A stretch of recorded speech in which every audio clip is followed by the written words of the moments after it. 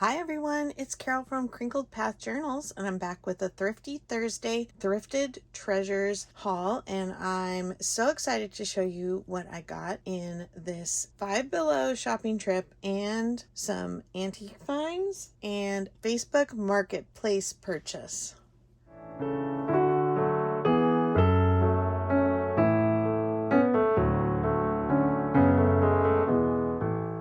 I hope you're all doing well and that you found something thrifty this week to show us on Thursdays. I wanted to call your attention to the hashtags both Thrifty Thursday and Thrifted Treasures. Thrifty Thursday is hosted by Sheree from Turquoise Dreaming, and Thrifted Treasures is hosted by Dale from Not Too Shabby Chic. Check out their channels and let them know if you'd like to make a video and use the hashtag. My daughter and I had to go out of town for one of her doctor's appointments. We had a little extra time before her appointment, so we ran next door to a Five Below, which we have one in town, but they have never had these chindi rugs. I have watched other people pull these apart. They supposedly are made, the chindi rugs that come from India are made out of actual sari silks. You can't really tell what you're going to get until you tear it apart, but it's kind of a fun little activity for $5, and it's kind of like a grab bag where you're not sure what you're going to get. I did kind of look at the rugs and pick one that had a lot of different colors in hopes that that would give me a bigger variety.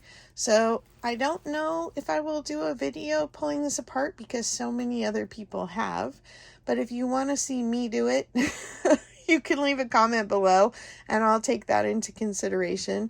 And if not, after I tear it apart, when I show what I get out of it, I will link some other people who have videoed doing this. So that was $5 at Five Below. And then the other thing I got at Five Below was this herbal handbook. It has 51 art pieces from the New York Botanical Garden. And I think about the fact that we pay lots more money for a Edith Holden book and rip it apart. And the images in here are stunning. And with 51, and then it costs $5 plus tax, it's around 10 cents a picture. So if you've been having trouble finding nature floral photos, you might consider checking out your local Five Below.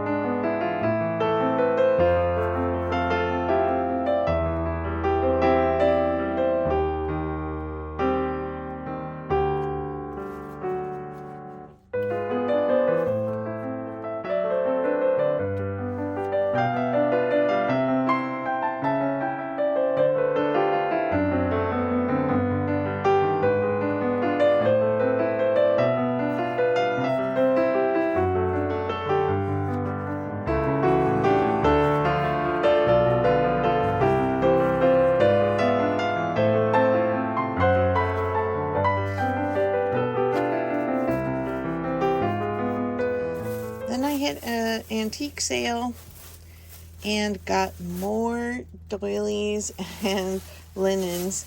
They were so well priced that I could not pass them up. And I got some, I'm gonna move this over here. I got some that really have a very 70s vibe, which is, I like to collect things that look 60s or 70s when I'm looking at linens because they make great additions to a page to carry on the feel of the era. This one was stained, and so I think that's why it was so cheap.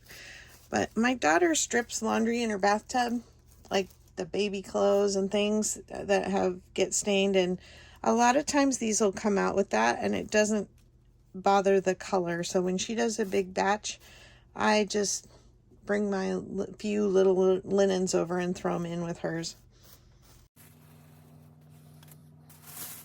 I'm going to dump these out and use the bag to refill so they're not falling everywhere.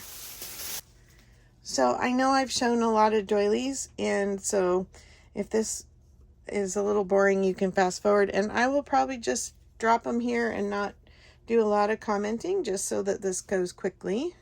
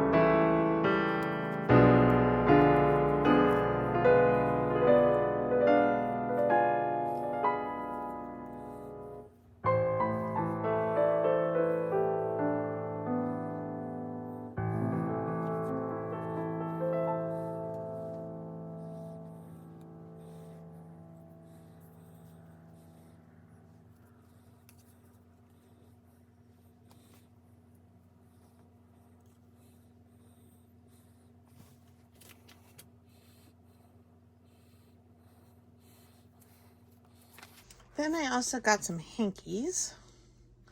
These are new in the box.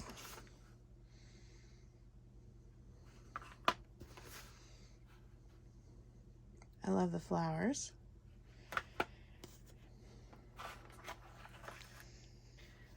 I think these are hankies and these are napkins, but they could both be napkins. So I got a set of 7, 8. Yeah, I'm guessing that's a set of 8 place settings for napkins. And then let's see how many of these. Yeah, 11 of those. The butterfly.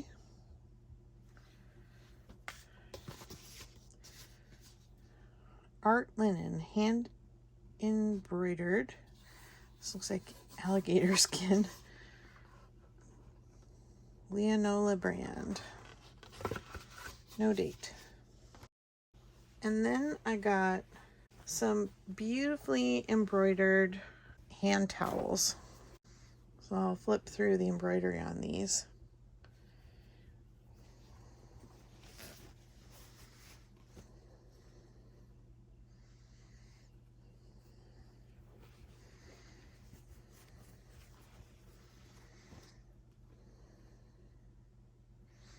Look at all those French knots.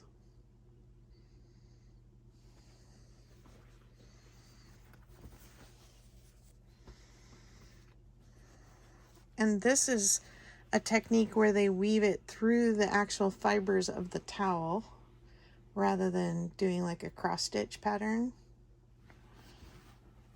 And that is so amazing to me.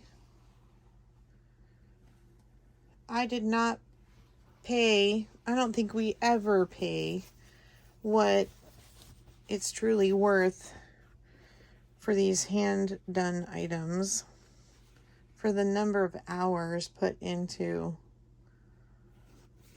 making them. Look at this one with the orange. Kind of a combination of that weaving through the fibers and then some embroidery stitching.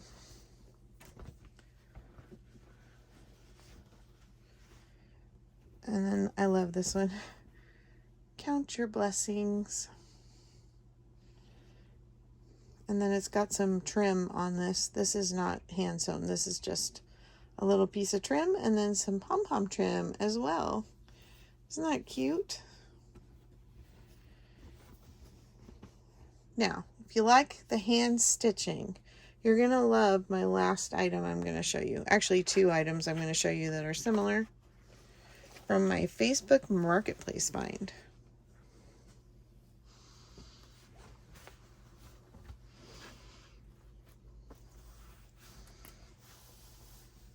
I'm trying to find a way to show this to you. So I responded to an ad on Facebook Marketplace. It was an older woman who was selling her mother's quilt. And she said that her mother's name was Bernice Rhodes, Rhodes with an H in it, Rhoads, and that she was still hand stitching quilts at 97 when she passed away, was still threading her own needles, and was stitching by muscle memory. And she said she used a pattern for the embroidery pieces, but that she did not use a pattern for all the hand stitching on the quilt. And her lines are impeccably straight. I mean, you can see right here how this one veers ever so slightly, but there really isn't many flaws in this to be had. And it just amazes me. And then the edging of this quilt are these scallops. And I said, did she chalk on the pattern and copy it? And she said, nope, she did it all by just looking at it and hand stitching it on. And again, you can see some little spacing errors, but it is so unnoticeable. It is so incredible to me that she hand did them and they look this close to perfect. In fact, I love the little imperfections a little bit because it does remind us that we had somebody who was doing this all by hand. And she said she did a quilt for every one of her children, grandchildren, and great-grandchildren before she died. So she said it was close to 100 and something quilts. And so everybody in the family has one. She said she has 8 or 9, and she wanted to let a couple go. And I got this one. And each panel has hand crewel or embroidered. This one has a Christmas motif.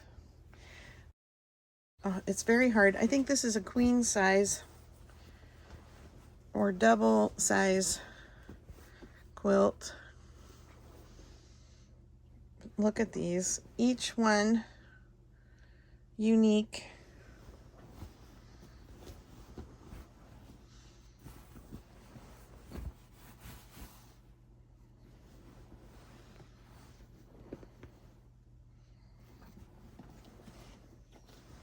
I was telling my daughter how hard I think it will be to cut this up. I have to think about it, whether, sell it if somebody wants it, just remain an entire blanket. But better to have it go out as pieces and get enjoyed than be stuck in a trunk with mothballs or something where nobody sees any of it, is my thought. Sorry, I'm really wrestling with this. But I want you to see because they're so unique.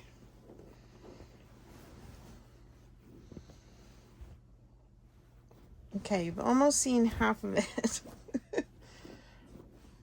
Look at these panels.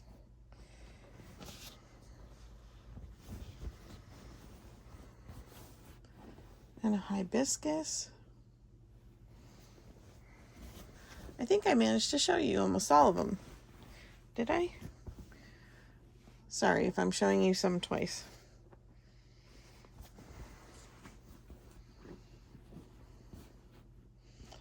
Okay, so while I'm there and I'm talking to her about what I do, which didn't seem to alarm her too much. That's another thing. I'm always pretty honest with people about what I might be doing with it, cutting it up and using it for memory journals. She did not seem all that appalled. In fact, she ran back in the house and she said, I have another one. Do you want to buy them both? And I literally to pay for both of them, I had to go through every nook and cranny in my cart and find change and dollar bills, and I made it up to price she wanted. And I think she came down a little on this one because it was a twin instead of a queen. But I think this is so cute, and if my daughter would want it for her daughter someday, I would totally just give it to her. But I don't know. You know, you never know what your granddaughters are going to be into. Right now, her nursery is all dinosaurs because my daughter loved dinosaurs when she was little, and she's been wanting to do a dinosaur nursery forever. And it was kind of funny because they really thought they were having a boy. I was very, very sick with both of my pregnancies, and they told me it was a hormonal thing and that it was because I was carrying girls. And so when she wasn't sick, because we had a lot of other similar things in her pregnancy that I had, but not nausea. And so we really thought it was going to be a boy, but I was hoping also that it was going to be a girl and that she wasn't sick with her pregnancies. Because I said, I'm more likely to get more grandkids if she's not sick with a girl. Because I know that was a bit of a limiting factor for us after 2 girls.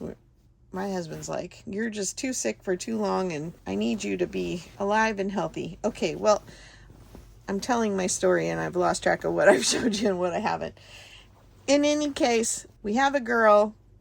She has a very girly dinosaur bedroom, and I just adore these hand-stitched little crescents.